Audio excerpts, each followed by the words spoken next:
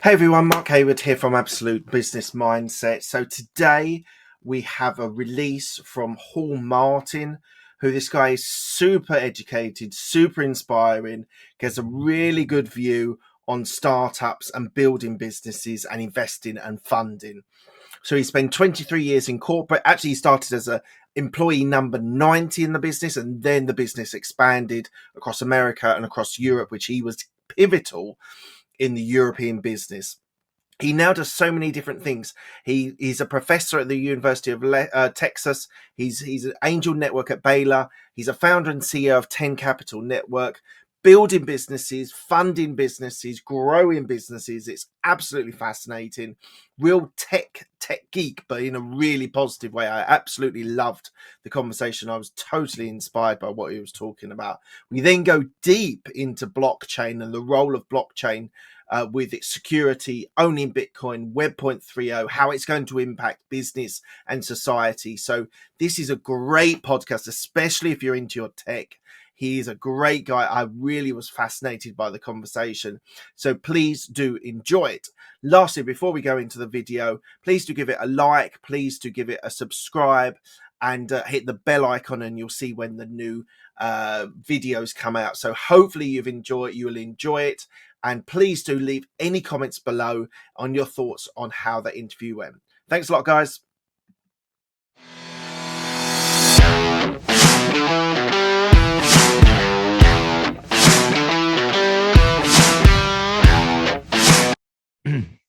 This is the Absolute Business Mindset podcast, created and hosted by Mark Hayward. This podcast will interview entrepreneurs, business owners, and people in their careers. We will delve into their journey to success, key life milestones, and go deep into their area of expertise. Get ready to learn from other successes and failures. Today we have Hall Martin. Hello, Hall. How are you? I'm doing fine, Mark. How are you today? I'm really good. Thank you very much for joining me. As I said to you before we started, I'm going to trial a question for my guests. And so the podcast is called Absolute Business Mindset. What is or what does a business mindset mean to you? It means providing a product or service to a customer to make the customer successful, at the same time generating enough revenue to make your employees successful. And so both sides have to come together for that to work. Absolutely. I totally agree. And that mindset piece is something that I suppose is quite foundational in business. You need to have the right mindset to be successful in business. So yeah, thank you for that. We'll go into your education. So you did a degree in computer science and you did an MBA in business. First of all, why did you choose computer science? Well, this is in the early 1980s, and I was looking at it and saw that the computer technology had moved from mainframes to mini computers and was about to move to personal computers.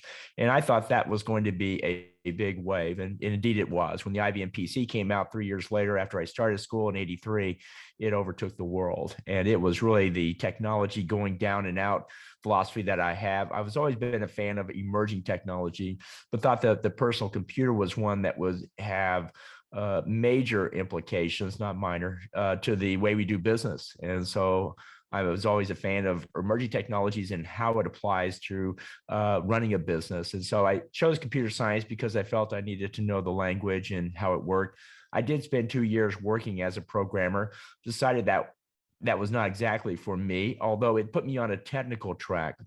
And that was the key. I was now put into the technical world where there was, a longer career path and there's more opportunities there. And so that's why I took the computer science degree, because I figured it would be very foundational for the next 10, 20 years. And indeed it was. Absolutely. And something that is a consistent throughout of your career and your businesses that you're involved in now is that innovation side is a constant theme, isn't it? Yes, I like early stage. I worked for a large company, and when it was innovative, I was excited. When it was not so innovative, I was less interested. And I actually left, retired from that after 24 years because I wanted to get back to the early stage where they embrace early stage technologies. As bigger companies sometimes avoid those because they have so much installed in older technologies or current systems, they really can't change. And like the early stage world, the startup world, because they can change more quickly and they put innovation together. And I think most problems we have can be solved by innovation and entrepreneurship. Absolutely, 100% agree with that. So let's just go on to your 23 years at National Instruments. So you said you built or you helped build the European territory from 100,000 to 50 million revenue. And you said you when they were innovative, you were happy, and when perhaps they weren't so innovative, you weren't happy. But you were there 23 years. You were there a substantial period of time. What Tell me a little bit about the role and why you stayed there so long. So in the early days, it was a small company. I was employee number 93. I think when I joined, there was about 40 people in the company. It had been in business for about 10 years before. It had come out of the proverbial garage in Austin and had now a standard product and was starting to move forward in a way that they could scale and grow. And that's when I joined, just the timing of it. I came in there, come out with a new flagship software product as well that was very innovative. And so it was a very innovative time in the industry because it was riding that wave of the PC. And so I joined, and after a couple of years of learning the product and doing support, as most engineers did, the next opportunity that came up was to open up the European market. We had a handful of distributors that did about 100K of revenue a year for us. And my job was to go in and turn that into a direct operation and grow the sales. And I did hands-on seminars, and I did a lot of different things to help grow that business across the European market. I wasn't married back then, so I could just jump on a plane and go away for 6 months and nobody would miss me, and had a lot of fun traveling around Europe, hit the 2 million mile club after about 3 years, and covered all of Western Europe, all the way over to Moscow, all the way down to Cape Town, and including the Middle East, and set up direct offices, set up better distributors where we needed them, ran marketing activities, provided sales support, and had a really great time with it because it was a new market that was opening up, and they were very hungry for the technology. They wanted the latest PC based tools. We had them, and so that was a very innovative time when I was at the company. So I enjoyed that part very much, and spent about the first 10 years doing that. And it used to build systems for companies, did you? Well, we sold a set of plug-in boards and software modules for the PC that the customer could build their own. And that's where I learned about platform-based systems and why you don't necessarily do custom systems, because we were able to scale and grow quite dramatically because we were selling reusable modular products that were based on a platform-based architecture, which allowed someone to build a system out of many different versions of the components. So one system could work for many different applications. That's absolutely fascinating. And and you say that you were accelerating productivity for companies. So you were building these tools that people would buy that almost off the shelf, and then they would plug them into their systems, and you would then sort of would you how many products did you have that you sold? Uh, in the early days, it was a very small list. When I started, there was maybe 50 products on the price list. And when I left, there was over 10,000 SKUs on the price list because they kept building more modules, both software and hardware, that you could plug together. And the idea was we were using standard PCs to do this, whereas previously you had to buy dedicated controllers, that were 10 times the price of a PC, very limited in what you could do, and found that the PC was really the great platform because every year they came out with a better version of it, more memory, more processing power, so you could do more things with it. So we really rode the growth curve of the PC up that market because we were one of the few that did it well. Others came along, but they really didn't have very strong software. They didn't have a good architecture, and they were very limited in what they did. And we tried to make ours as general and wide range as possible, and it succeeded in many ways. Who was your competitor at the time? The name of the company was Hewlett Packard. Hewlett Packard later took on a computer business, and they spun out the test and measurement business, and they called that Agilent. So Agilent was the main one that we were competing against with us. But we were on the PC platform and had that as our horse to ride, so to speak. And so we were able to, at a fraction of the cost, do the same application. Fascinating. So you were there 23 years. So did you set up offices in Europe? Was that your role? Yes, yeah, we set it up in UK, France, Italy, Germany. Those were the big countries first, and then later went to the Benelux, Spain, Portugal, went through the Denmark, Sweden, Norway, Finland. Those were great countries as well, and just kept growing and put an office into Israel. That was an interesting experience. I wonder why no other company did the office in Israel, because they had really good research facilities there with Motorola, Oracle, and so forth. And unbeknownst to me, if you put an office in Israel, you're supposed to put an office in the other countries in the Middle East. So we learned that very quickly and put other offices in the other countries. But it was a great experience to go to Israel, because they were fast. I think 1 out of 3 people works at a startup. They had the highest concentration of startups. And even today, they still have tremendous innovation coming out in a very competitive space, and really enjoyed that vibe, because I saw some cutting edge technologies when I was there. I supported many groups with our technology as well. And that was what I really liked about the working at the company, was you got to work with smart people doing cool things. So what was it like? So I worked in corporate for about 14, 15 years. I was at PwC for 12, I think, something like that. And for me, it was a big shift, even though I was going to another big 4 competitor. But like 12 years was a decent chunk of time to work for a company. And it was kind of a bittersweet moment when I left. What was it like leaving after 23 years? Well, in the first 15 years, I felt it was a very innovative company. And then in the last 8 years, I felt we had kind of given up on innovation. We all read the Innovator's Dilemma, and talked about how if you get too much of an established base, they pull you away from the new innovations back to the old technologies, and felt we kind of fell into that trap. Everything was about keeping up with the old technology and not about going after the new. We tried putting mobile applications together. It was requiring a new platform, and the company wasn't signing up for that. We tried to put together application platforms where they were higher level versions of our product, and it was a bit tough to sell that. People wanted just to sell tools and not worry about the application. So it became harder and harder to keep the innovation going, because people kept moving back to what we originally had put together. Unfortunately, over time, that's going to degrade. And so I decided I really wanted to get back to the early stage companies. So it was a bittersweet moment for me as well. I had a lot of great friends there and did a lot of great things, but felt like if I wanted to continue forward, I needed to do that outside the company. And so I retired and started my own company, and had done angel investing along the way, and found that was a really good way to connect back to the startup world.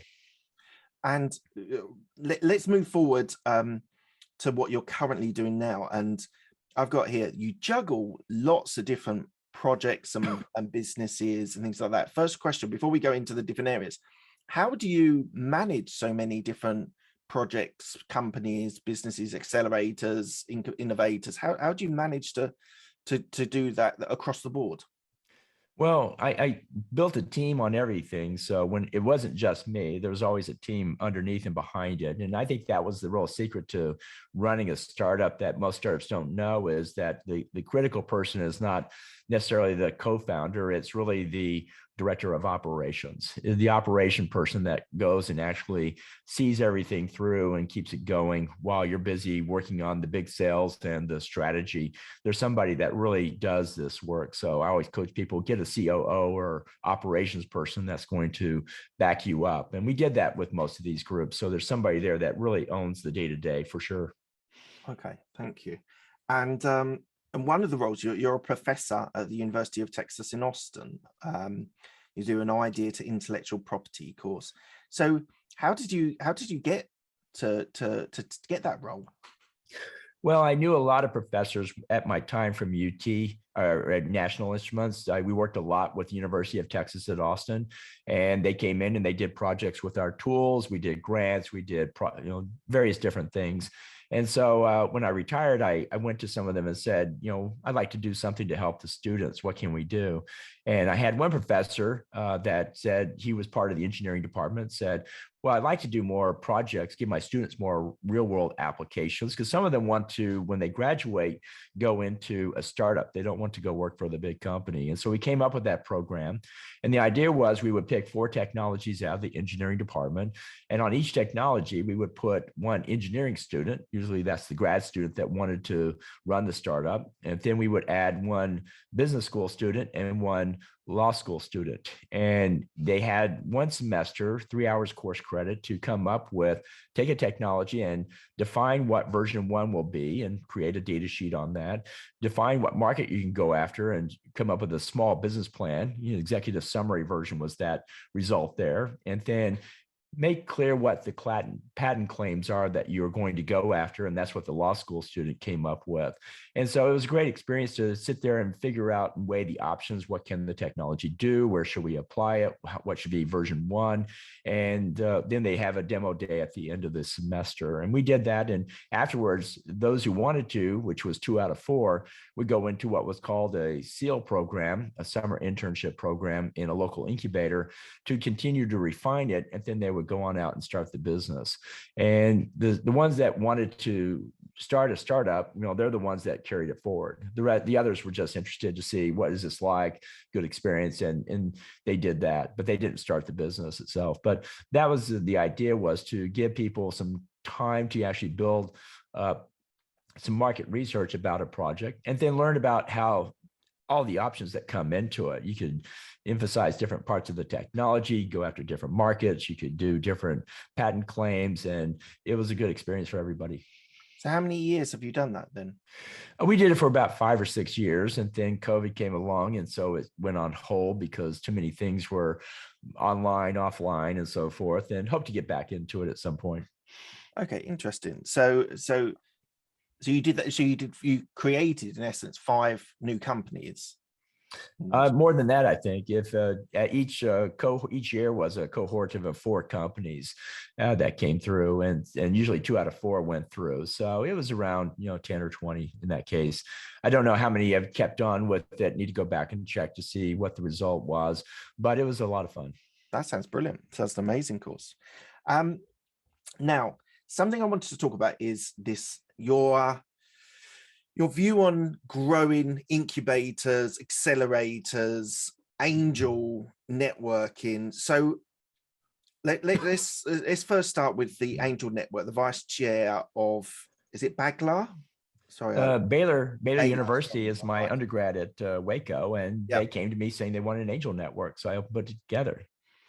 And for you, is the angel investing the exciting bit because it's the early stage of these startups? It's giving them a cash injection for being able to build a business. Is that the fascination for you? Is that why you're involved?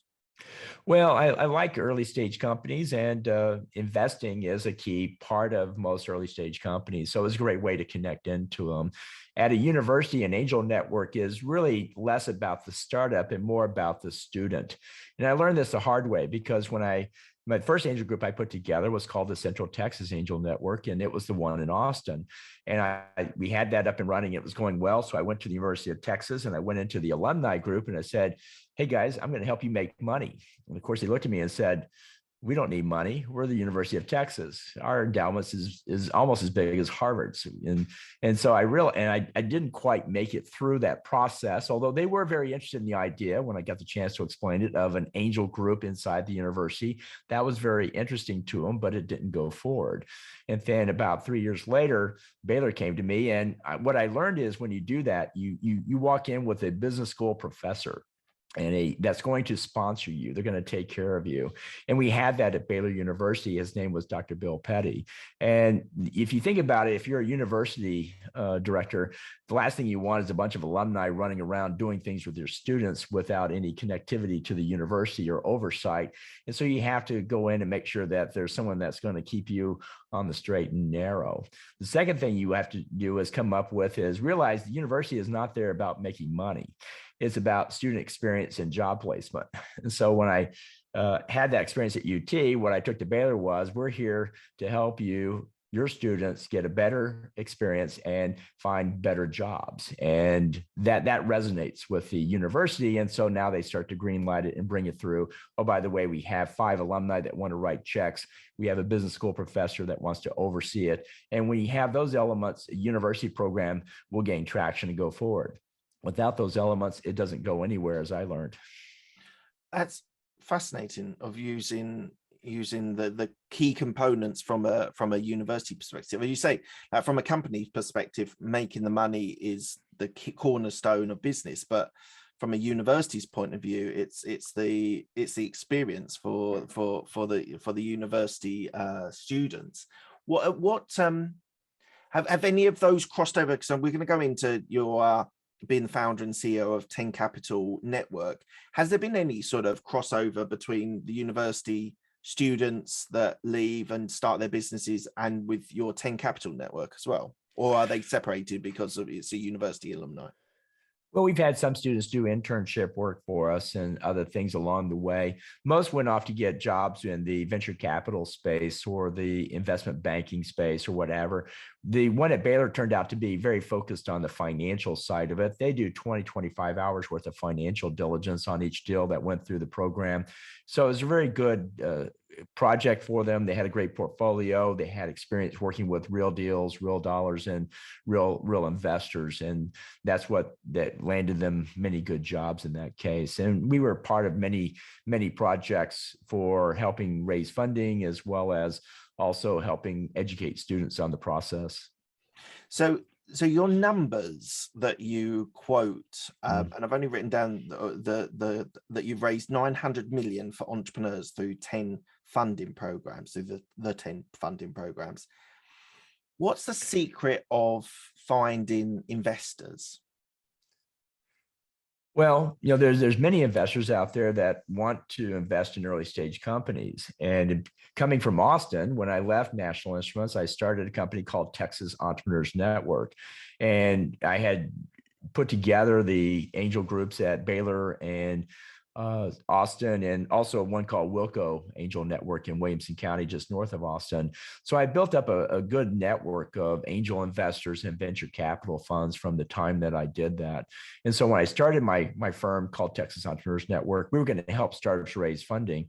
And so we had just spent a lot of time with angels and angel networks. And so the answer to your question is, you find investors by hanging out with more investors. We went to the Angel Capital Association meetings. We went to the angel clubs. We went to the venture capital panels, and we just hung out with investors, and we met a lot of investors. Having put 3 angel groups together, you meet a lot of investors along the way as well. And there's certain networking opportunities you can take that will put you in touch with a lot of investors around incubators, accelerators, and others. So you can actually find more investors through all of those. We help with the University of Texas and the Rice business plan competitions, and almost all of the judges and mentors were investors. So you hang out with the business school competition plans and you'll find more investors. And I help with one that's at Baylor right now. And it's a very good program that we put together there. So you just have to hang out with investors and you'll meet more investors. That's interesting that you say that. And from raising money, because do you do institutional as well as private investors, or do you specialize in one or the other?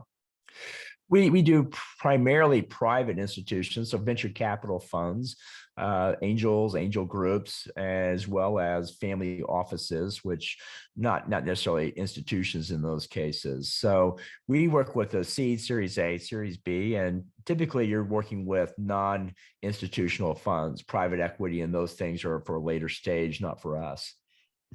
And what sort of industries do you cover for your clients? So we cover tech. I'd say technology is about half of it, and that includes fintech, ed tech, martech, and the other technologies. Blockchain is coming up very strong right now.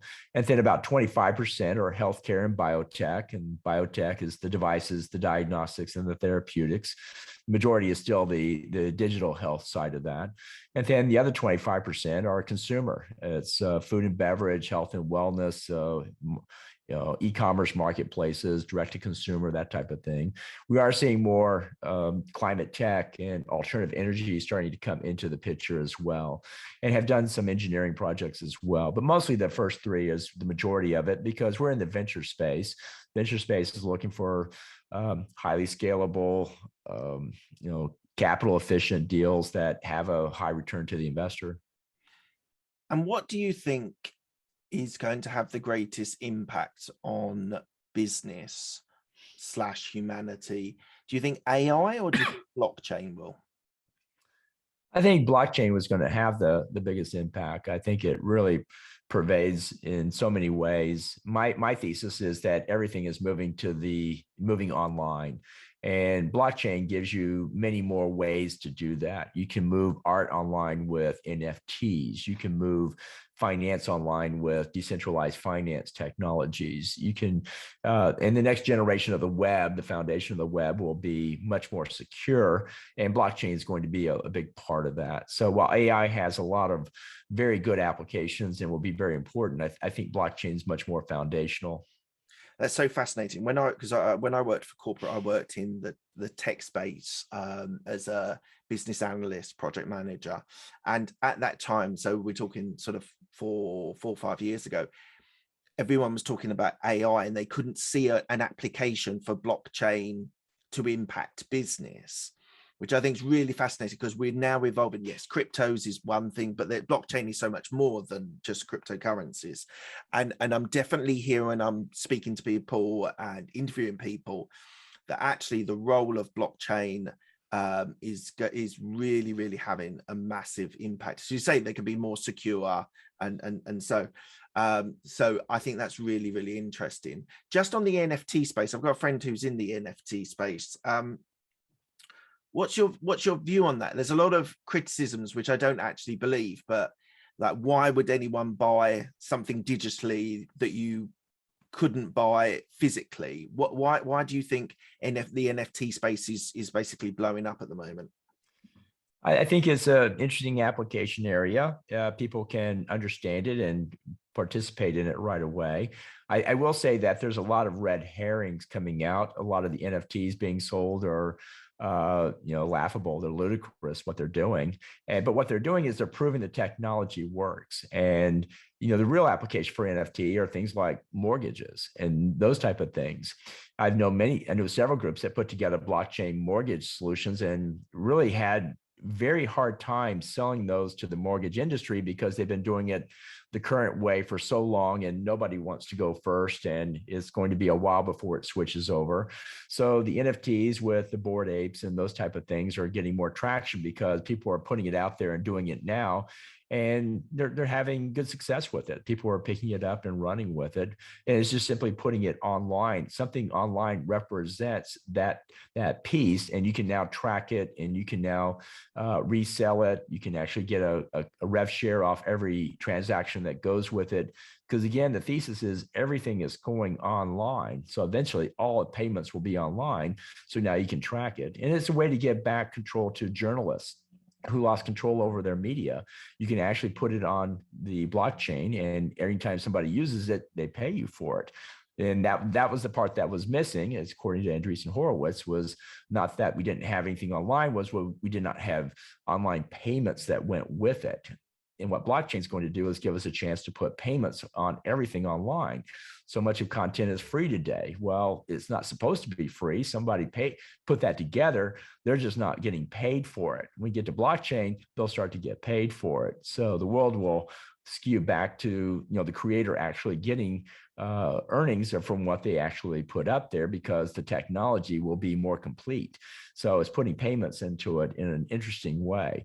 Again, the early examples are a little bit misleading. You look at those things and you don't think they're very serious, but you have to think through the implications of the technology and then how it can be applied across, the non, silly things that we're doing there. So Web 3.0, which everyone seems to be talking about, and you interestingly you've said about transactions and payments and anything that creates less friction between transactions and payments being made invariably always succeeds. It doesn't matter what generation you're talking about, creating less friction. So from credit cards to being able to pay on your mobile phone and be able to look on your bank on mobile phone and make transfers, those things have really driven the market for it. Do you see that these things will be the driving forces will be the driving force for the next generation of the web? Yeah, because it takes care of the finance piece of it. The traditional Web 2 that we're in now is simply a patched work using the internet to try to make the payments. And then Web 3 is actually building payments in at the very foundational piece of it. Why here in 2022 are we still taking 2 days to get a payment through a credit card? Credit cards are 1970s technology. And the answer is it's a regulated industry, and regulatory takes a long time to change. And that applies to both the fintech world as well as the health tech world. And that's why those are the two biggest challenges people have today. And that's what's driving the interest in blockchain and Web3 is the fact that they're going to help move those regulated industries to the next level. And it's just a huge amount of cost that's built into those things that can be taken out. And there's a tremendous amount of productivity that can be had when you move to these new technologies. And that's what's pushing that technology forward, is people want the benefits of that. And we're seeing that the world is moving very quickly down the path of crypto and blockchain because they want it. I took an investing class back in the 2005, and they told me, and we were trading stocks, and they said, in a couple of years, we're going to have 24/7, 365-day a year trading on these stocks. And we're going to be able to have everything in digital as opposed to, 35 and a half shares and those type of things. And guess what? NASDAQ and New York Stock Exchange did none of that. They changed nothing. And that's what drove the crypto, was the fact that it is 24/7.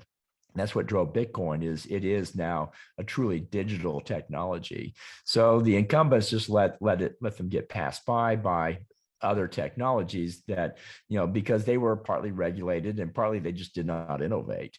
They just did not carry it forward. For 20 years now, we've been waiting for these 24/7 markets, global markets, and they're now upon us in the form that you see, because we've been waiting for this for so long, and we've given up on waiting for the NASDAQ or the New York Stock Exchange to do it. We're just going to do it. The technology people are just going to do it themselves.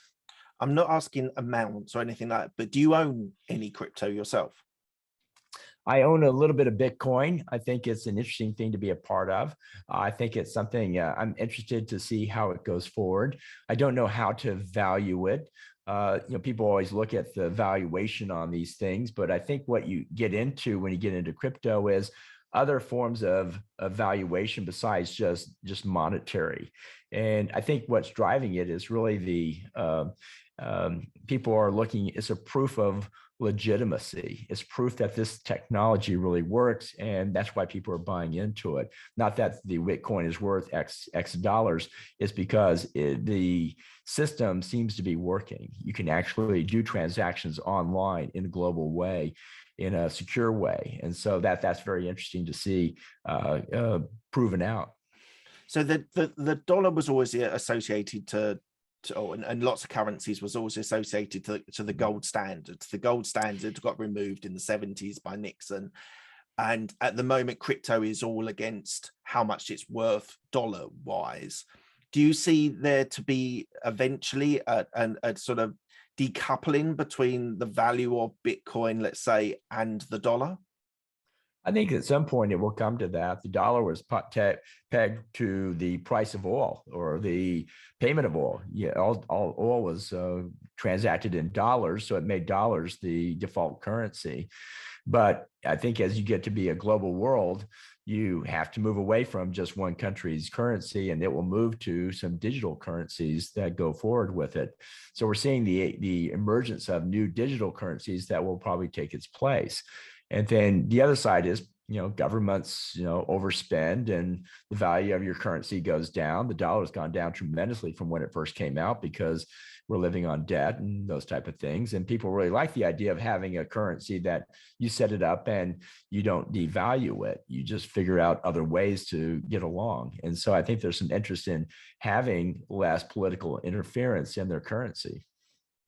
And one of the things I've just written down is security. So I think that's for a lot of people, maybe a little bit of not understanding, but how is the security of blockchain and Bitcoin and other cryptocurrencies, is how are we going to overcome people's concerns about security when it comes to these sorts of things?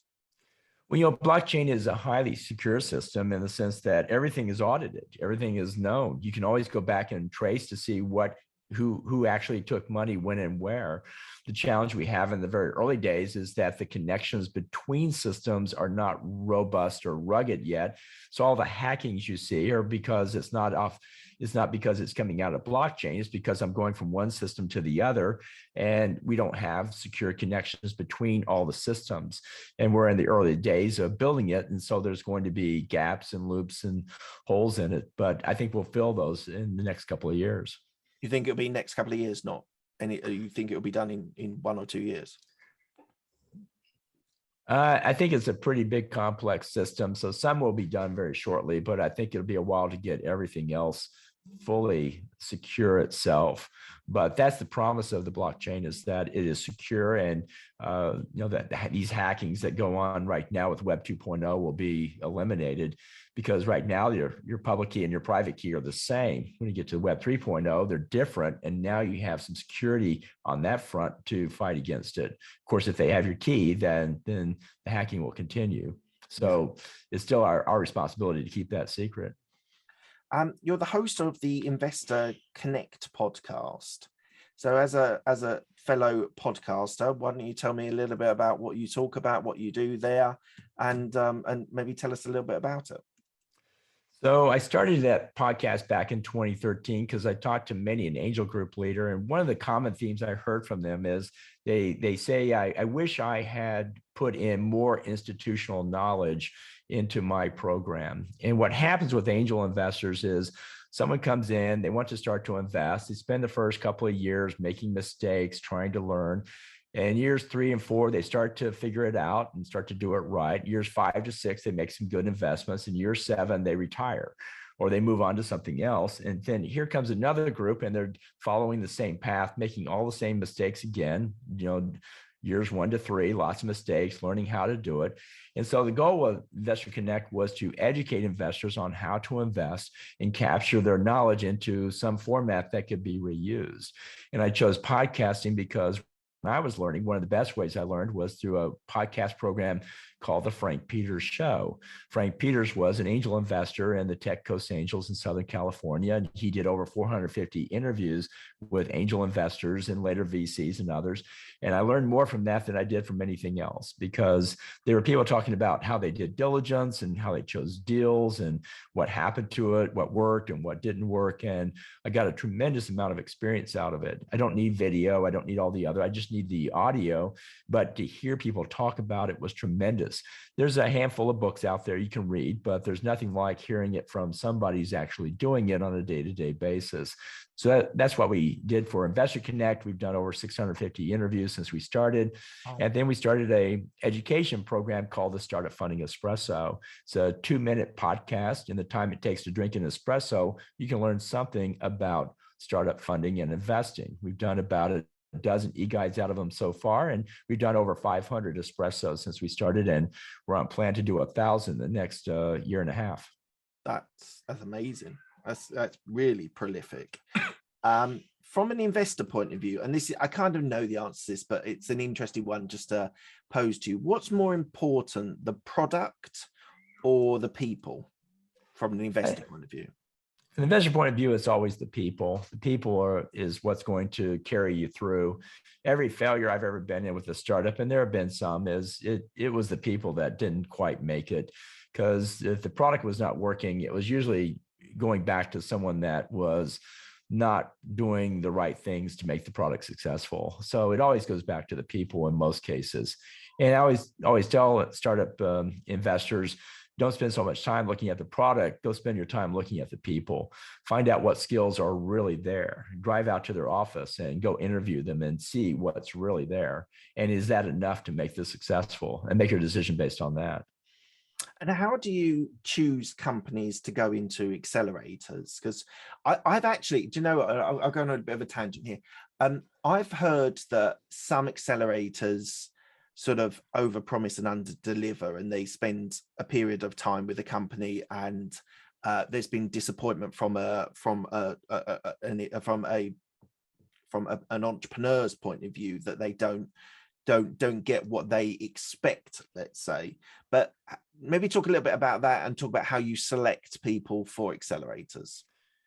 Well, from the startup side, and I get asked that question a lot, is should I go to this accelerator? They're going to do this, and I'm going to pay them that in equity or what have you. They're going to give me this much in dollars, that type of thing. And I tell them, well, the first thing you want to do is sit down and figure out, what do you want for your business today?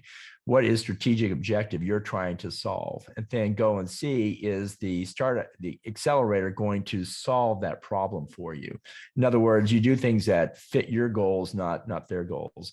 And the next thing you do is you go and figure out, okay, I want these three things done. You go to the accelerator and say, who, not what, who is going to help me on your team to do these things, and how much time are they going to commit to it?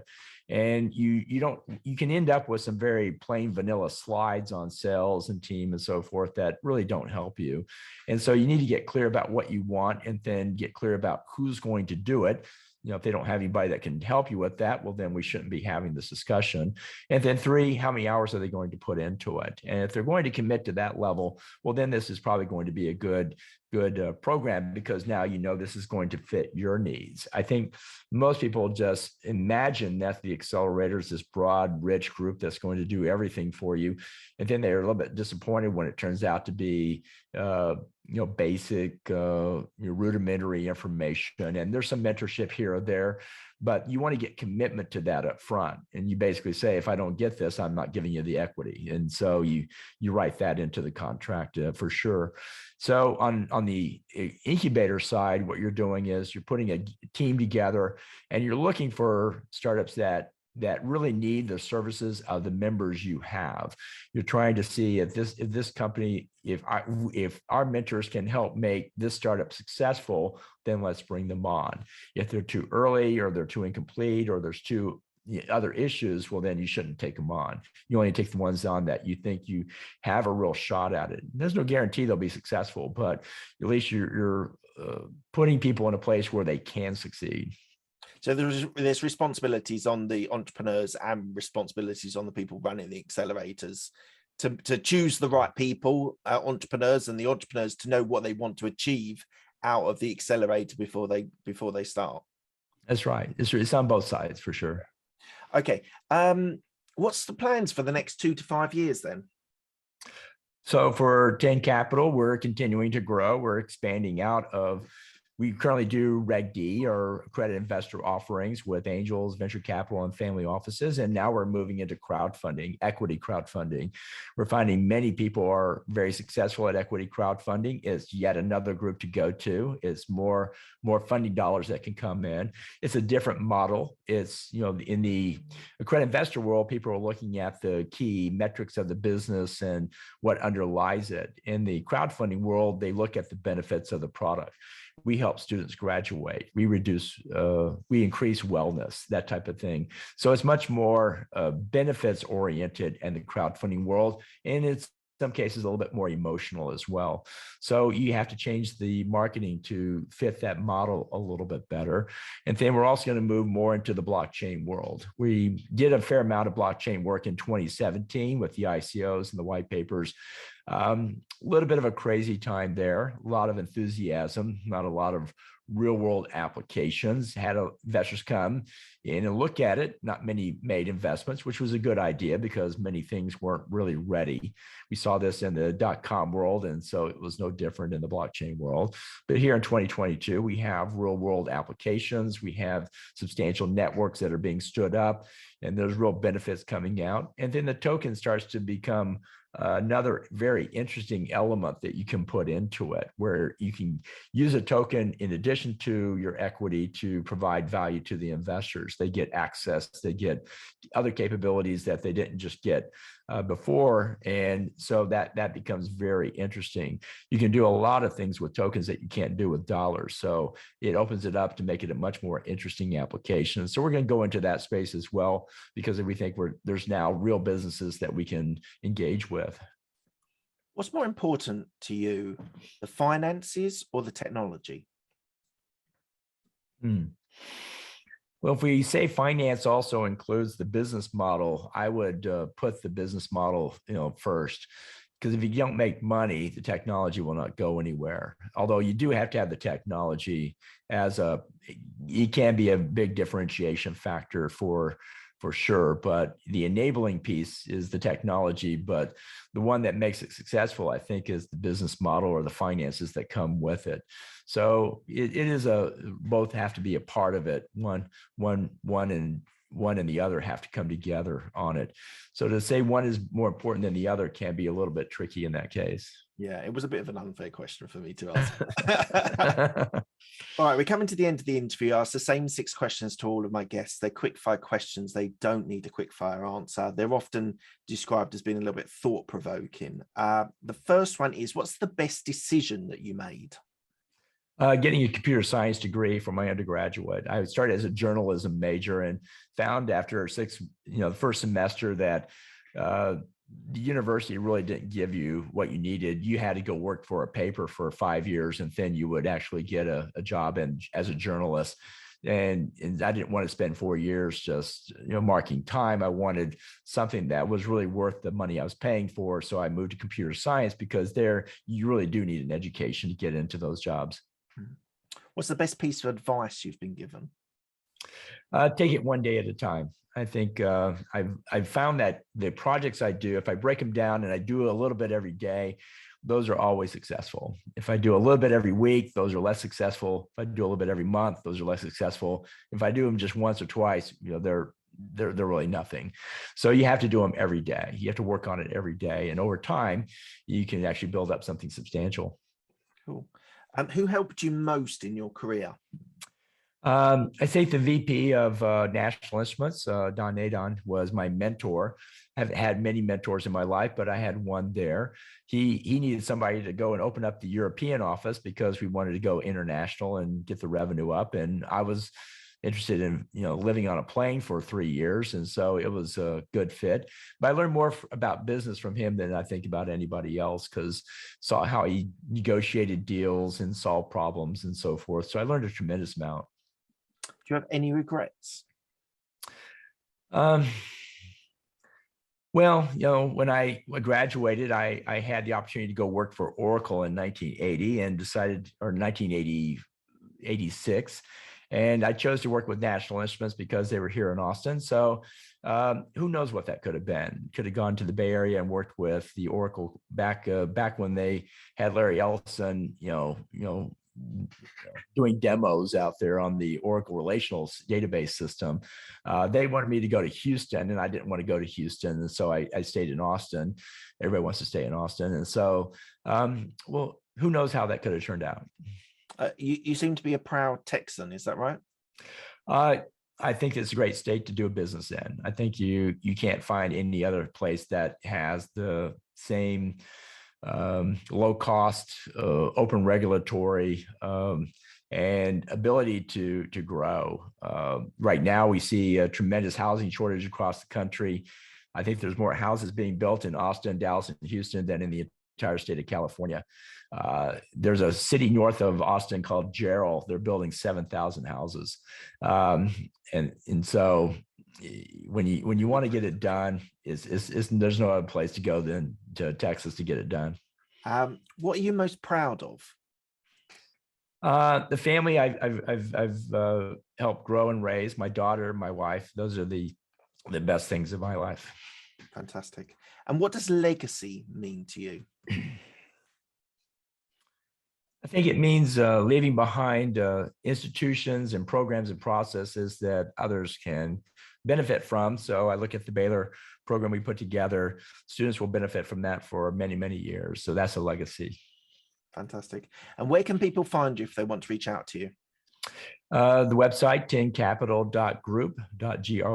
There's no .com on that. That's the best place to reach me is 10 Capital, because that's where I spend my time these days. I've done many things to support the entrepreneur ecosystem, primarily in Austin. We put together accelerators and many community events. Back in 2009, I started a website that would list all the resources for startups in Austin. And when I put it together, I thought there were 10. When I finished, there was over 120. And that's a challenge with early stage ecosystems, is that they are not easy to find or easy to access. And if you're trying to build your ecosystem, the first thing you want to do is identify all the resources that are there, do a library catalog of it and make that available to other people. And you'll find you can start to build a network and community on top of that. Amazing. Thank you very much, Hall. Thank you so much for your time. It's been absolutely fascinating speaking to you. Great. Thanks for having me. I enjoyed it.